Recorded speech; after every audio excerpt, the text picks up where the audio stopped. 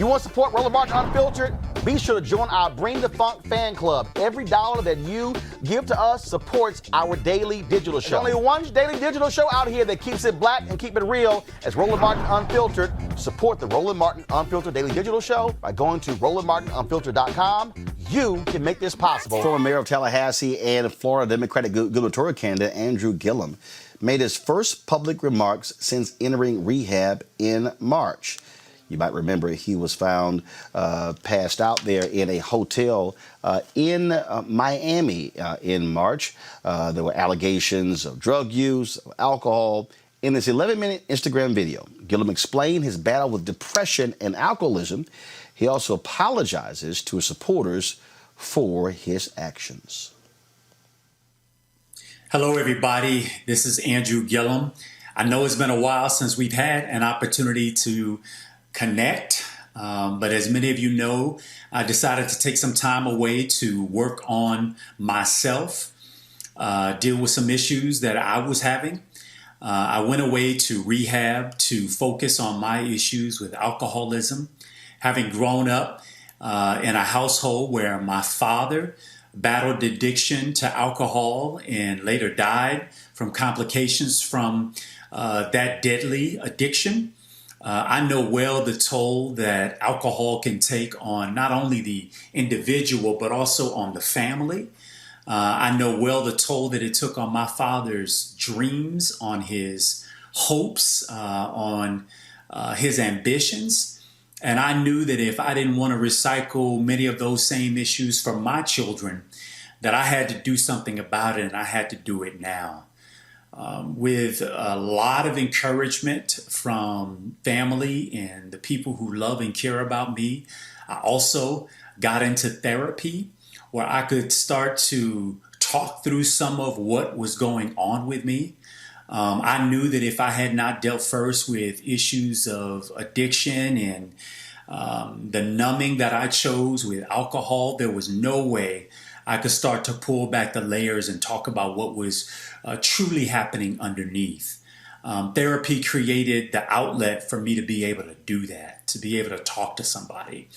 I had totally underestimated the impact that losing the race for governor had on my life and on the way those impacts started to show up in every aspect of my life.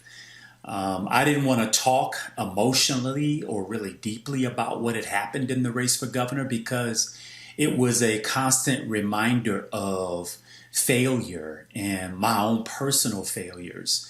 It was a reminder that I had let so many people down.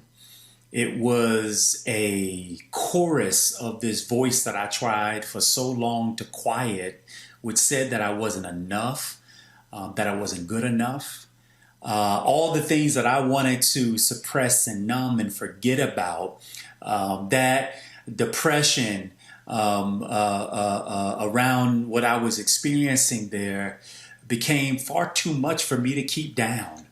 And that's the real crazy thing about depression is that a lot of times we think we're dealing with it. We're strong and we'll put on a brave face and it bubbles up on the inside. But eventually what is bubbling up on the inside is going to come out. And I certainly know what it felt like to see that come out. The feelings I was having as a result of what happened in November, the fact that the office that I thought I could do the most for other people and for the state that I love, I no longer had access to. But not only that, after having spent 16, 17 years as an elected official, the thing I knew how to do well, the thing that gave me an outlet to go and try to change the community in the way that I thought would make it better, all of that was all of a sudden gone. And it really did cause me to think about my own purpose and my own value and what I could contribute, if anything.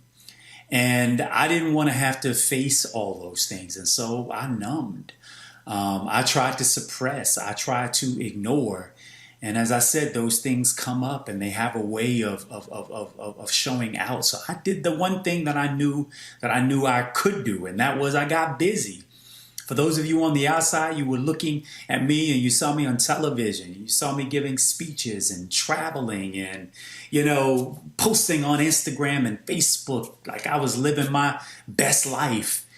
And in truth, I was perfecting what it meant to wear the mask, suffering in silence because I simply could not bring myself to deal square on with what was happening more deeply inside of me. If there was a lesson to learn, if there was something I would want you to take from me, it would be don't be like me. Don't suffer in silence. Get access to the help that you need. So many of us, think that we got to perpetrate this image of perfection. I know I did. This image of strength, this image of I've got it all together. But the truth is nobody has it all together. That's the big secret. All of us are struggling and trying and clawing at trying to be something else when we really ought to be trying to just be at home in ourselves. And that's really the journey that I'm on right now. This very deep down desire to want to be a whole and complete and indivisible person, not having to be one thing in one place and one thing in another and a different person, when I'm in this environment and in this setting. And I know that all of us struggle with different layers of that. While my stuff had to be, public and, cause, great embarrassment and lots of rumors, false, some true. The shame that I felt from all of that, from the harm that I had caused was tearing me up. I needed real help to try to unpack that. It's one thing to feel guilty for a harm you feel you may have caused someone. That's how you know you're human. That's how you know you're not a sociopath. But shame is something completely different. Shame is like kudzu. It takes over you from the inside out. It has no real meaning and redeemable purpose other than to keep you from being the person you need to be. Other than stopping you from being your truest self, other than keeping you from your own purpose and promise, it has no other purpose. It has no other meaning. It has no other desire. And so get rid of shame. Forget about shame. I know it took me quite a while to try to process my way through that. There's so much going on in the world. We got COVID. COVID hit very close to home for us. I watched my mother battle with that virus for over a month as we watched on helplessly, not sure how that whole thing was going to turn out, man. Take care of yourself. There's a lot of pressure there. There's pressure with what we're seeing right now in the country around this Black Lives Matter movement and anti-blackness. And I know as a black man, what it means just to have to convince people that your life has meaning, convince people that, your life has purpose, not to be set above anybody, but just to be treated on a level that's equal with everybody else around you. That's a lot of pressure. And I think it sometimes causes us to look for other ways to try to numb and put ourselves in a different mindset and do some mind shift. But y'all, this thing is killing us. Depression is killing us. Suffering in silence is literally taking so many of our lives. And I would just want you not to have to experience what I had to experience to get to a place where you can try to begin the work to being at your best and to becoming your best self. I want to thank those of you who reached out, who sent letters and words and texts of encouragement. From the simplest to the most profound. One that stuck out particularly was someone who told me in the midst of my lowest point to be kind to myself. It just said, Andrew, remember to be kind to yourself. So I would share the same thing to you as you're struggling through whatever it is you're struggling with. Be kind to yourself. There is no perfect person. There's no perfect life. We're all just struggling to get by and to do better. And I know as I'm on my own journey here, I hope that I'll be able to share more layers that I'm developing and unveloping. I'm doing a lot of writing these days. I'm trying to put on paper a lot of what I'm experiencing right now, if not to just be cathartic for me, maybe it will help to serve as healing for, for others out there as it works to heal me. It hopefully will be a way in which I can give back. Y'all, I want to thank a person who is my life partner, my wife, RJ, a woman who knows everything that I am and everything that I am not. And she chooses to love me anyhow. A woman who is literally God's grace on earth, the epitome of grace. I can't thank her enough for not just standing by me, but encouraging me through this and helping to prop me up on my leaning sides, and to tell me that even though we don't know what the future looks like, that she believes that this is just the beginning, and that the best is still yet to come, not just for me, but for her and for us and for our family. And so I would also pass that on to you to the extent that any of us need to just hear a word that says, our better days are still in front of us. This is a tough moment not to be out in the world and contributing.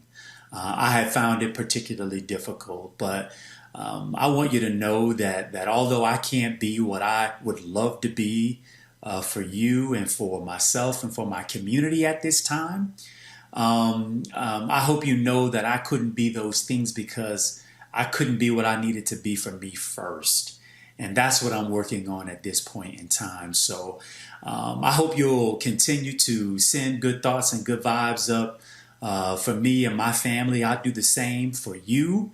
I know that there is better, that there is a promise for better, and I look forward to seeing you on the other side. Take care, and God bless. So, Amisha, it has been 4 months since, of course, the story came out. Now, the question is, was that needed? And was it necessary for Andrew Gillum to release that video to his followers? Your thoughts? It shouldn't have been needed, but to be honest, I think that it was because of the way that media treated him after that initial hotel video, that initial hotel photos and things were released. There were so many questions. He seemingly went into the darkness. And because we live in this 24/7 news cycle and social media develops their own beginning and ending to stories, I think that it was very mature of him to speak. It was very honest of him in the way that he did, reveal a lot of things. And as a Black man in America, I think that, when you're coping with something that is as demonstrative as a loss that big for something that you really cared about or wanted, there is a segment of depression. That happens when anybody cares about something and it falls outside of their grasp. And sometimes when people get depressed, they fall into habits, they fall into things that they probably would not have had they not experienced that type of loss. So my heart goes out to him and his family, and I definitely think that was a courageous thing for him to do. Kelly. No, I echo the sentiments of Amisha here. That was a hard time a couple months ago seeing that, because I look up to Andrew Gillum. Like his campaign was revolutionary for the state of Florida, and for him to have lost that seat in the way he lost that seat, that could be devastating to anybody. So I certainly empathize with his plight. I empathize with his family and his loved ones. And I really, really wish him the best. What I will say is that the timing of his statement is interesting to me. A couple things that I picked up are, one thing that was glaring to me is the fact that he said he's been writing more. Maybe this is, a segue for some pieces that'll come out that he's written, maybe a book, maybe a think piece, what have you. Maybe he has a project on the way, I don't know. But I wish him the best, and I wish him luck regardless of what his future endeavors may be. Well, Mustafa, granted, doing a solo video is one thing, but if you have future political aspirations, that's going to have to mean sitting down for a one-on-one interview. Yeah, he's definitely going to have to do that. But, let's focus on the moment. So it's a blessing to see Brother Gillum actually doing the work. You can hear the work in the words that he is sharing that is helping him to heal. We build people up. People love to build folks up in this society, and then they love it even more as you fall down. They will literally pull the legs out underneath of you. I've seen it happen to so many folks, and we often forget that all of us have made plenty of mistakes. We may not just have had the spotlight on us.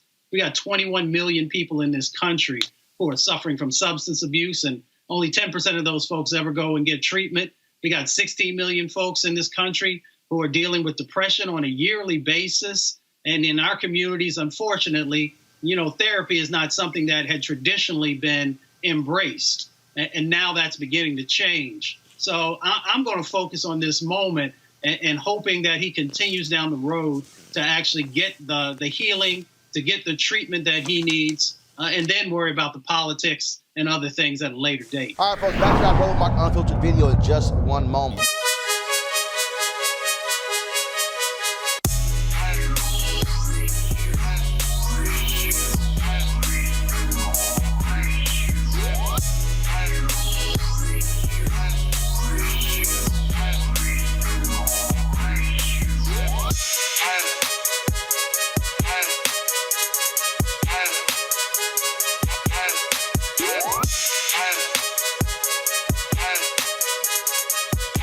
All right, folks, the folks at Ceek.com have those headphones and VR headset that you can absolutely check out.